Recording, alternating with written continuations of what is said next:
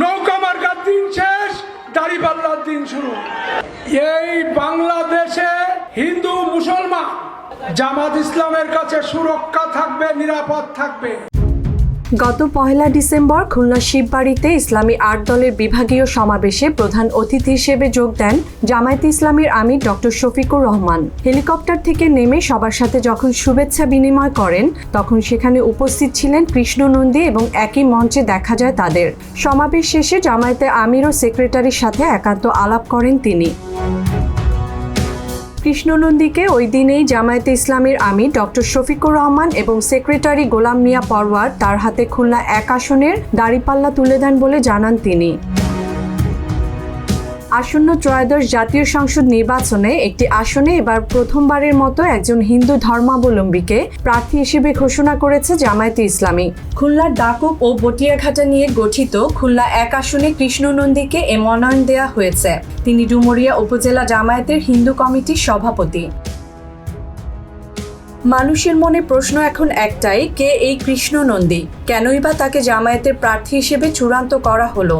জানা গেছে কৃষ্ণ নন্দী পেশায় একজন ব্যবসায়ী। তার গ্রামের বাড়ি ডুমুরিয়া উপজেলার চুকনগরে, পৈতৃক নিবাসও সেখানেই। তার একাধিক ব্যবসা প্রতিষ্ঠানও রয়েছে।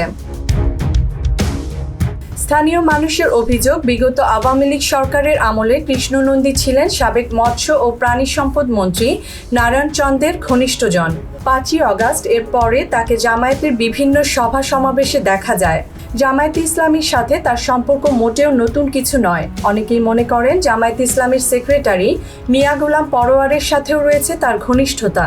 কৃষ্ণ নন্দী জানান, 2003 সালে খুলনা 1 আসনের সাবেক জামায়াতের এমপি মিয়া গোলাম পরোয়ারের হাত ধরে তিনি জামায়াতে যোগ দেন। আমি একজন হিন্দু মানুষ হয়ে 2003 সালে জামাত ইসলামে মিয়া গোলাম পরোয়ারের হাত ধরে যোগদান করি। জামায়াত একটি ইসলামপন্থী রাজনৈতিক দল, যেখানে মুসলিম ধর্ম বিশ্বাস এবং ধর্মীয় আনুষ্ঠানিকতা গুরুত্বপূর্ণ।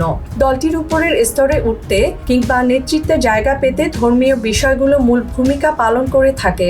কৃষ্ণ নন্দীকে নমিনেশন দিয়েছে, সে আবার কি স্লোগান দেয়, হরিবল হরিবল দাড়িপাল্লা টাইনাতল। তাহলে কেন জামায়াত একটি ইসলামপন্থী রাজনৈতিক দল হওয়া সত্ত্বেও হিন্দু প্রার্থী দিচ্ছেন? জনগণ ভোট দেওক না দেওক, ক্ষমতায় আমাদেরকে যেতে হবে। বন্ধুগণ, বেলা শেষ, দিনও শেষ, ওই সূর্য ডুবে গেছে। ভোটের মাঠে টিকে থাকার জন্য নাকি জামায়াত ইঙ্গিত দিচ্ছে নতুন কোনো রাজনৈতিক যাত্রার? এদিকে বাংলাদেশের সংখ্যালঘু জনগোষ্ঠীর হার প্রায় 10%। বিভিন্ন আসনে নির্বাচনে জয় পরাজয় নির্ধারণে সংখ্যালঘু ভোট গুরুত্বপূর্ণ ভূমিকা পালন করে থাকে। অনেক রাজনৈতিক বিশ্লেষকরা বিষয়টিকে ইতিবাচকভাবেই দেখছেন। তারা বলছেন জামায়াতে ইসলামী নিজেদের রাজনীতিতে একটি উদারনৈতিক ধারা আনার চেষ্টা করছে। ডেস্ক রিপোর্ট, নয়া শতাব্দী।